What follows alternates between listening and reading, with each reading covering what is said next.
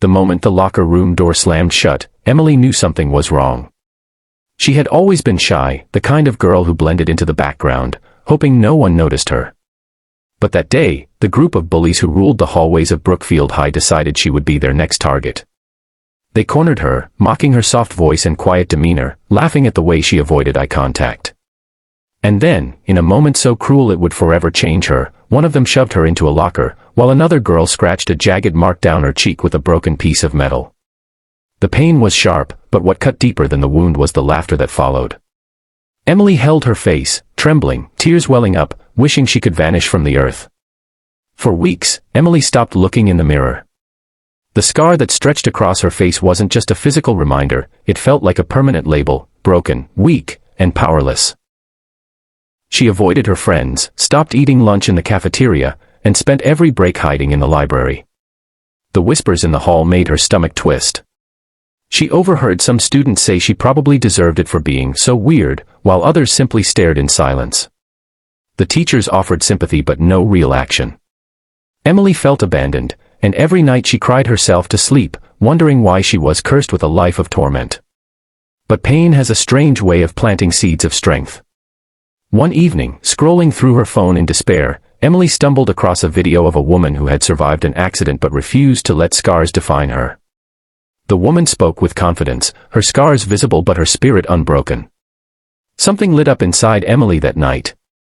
For the first time, she realized her scar didn't have to be the end of her story, it could be the beginning of something greater.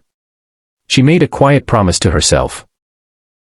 She would never allow the bully's cruelty to control her life again. Emily began to push herself slowly out of the shadows. She joined a self-defense class at the local community center, though at first, she trembled every time she entered the room. Surrounded by strangers, she doubted herself, but each lesson taught her discipline, resilience, and a newfound power she had never known. She discovered that she was fast, agile, and sharper than she ever gave herself credit for. Beyond the physical skills, the classes gave her confidence, a belief that she wasn't helpless anymore. Meanwhile, she also joined a small art group at school, using painting as a way to release the emotions bottled up inside her. Through every brushstroke, she expressed her pain, her healing, and her growing strength. The bullies, however, hadn't changed. They still ruled the locker room and hallways with cruel laughter, mocking anyone who seemed different. When they saw Emily again, they smirked, making comments about her scar. But something was different this time, she didn't shrink back. She met their eyes. The sound of metal clanging echoed through the empty locker room as Emily pressed her back against the cold wall, clutching her gym bag tightly. She knew she shouldn't have stayed behind after class, but she wanted a few quiet minutes away from the chaos of the school. That's when she heard the laughter, sharp, cruel, and unmistakable. The same group of girls who had been tormenting her for months swaggered in, their smirks widening when they spotted her. Emily's stomach dropped. Before she could move, they surrounded her like predators circling prey. One of them grabbed her bag and tossed it across the room, another shoved her shoulder hard enough to make her stumble. And then, the leader of the group pulled out a piece of broken locker metal and dragged it across Emily's cheek.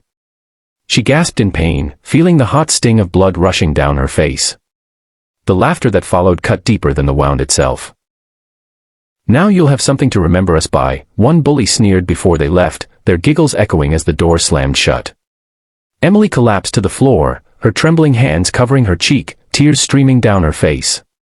At that moment, she felt like her entire world had shattered. The days that followed were a blur of humiliation and pain.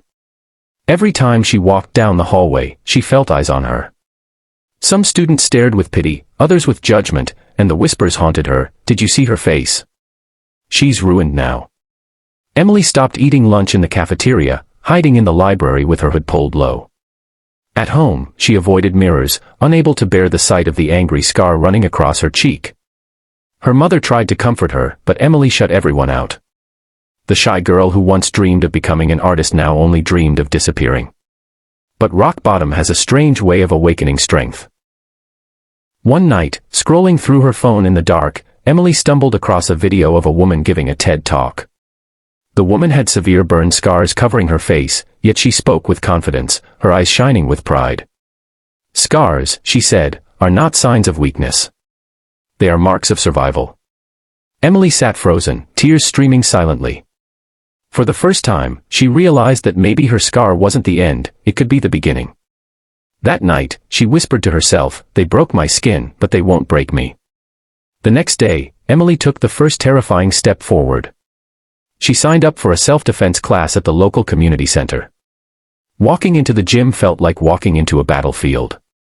Her hands shook as she tried to blend into the back, but the instructor noticed her fear and gave her a reassuring nod. At first, she struggled, her punches were weak, her stance uncertain, and every mistake made her cheeks burn. But she kept showing up. Week after week, she trained. The more she practiced, the more she realized she wasn't as powerless as she thought. Her body grew stronger, but more importantly, he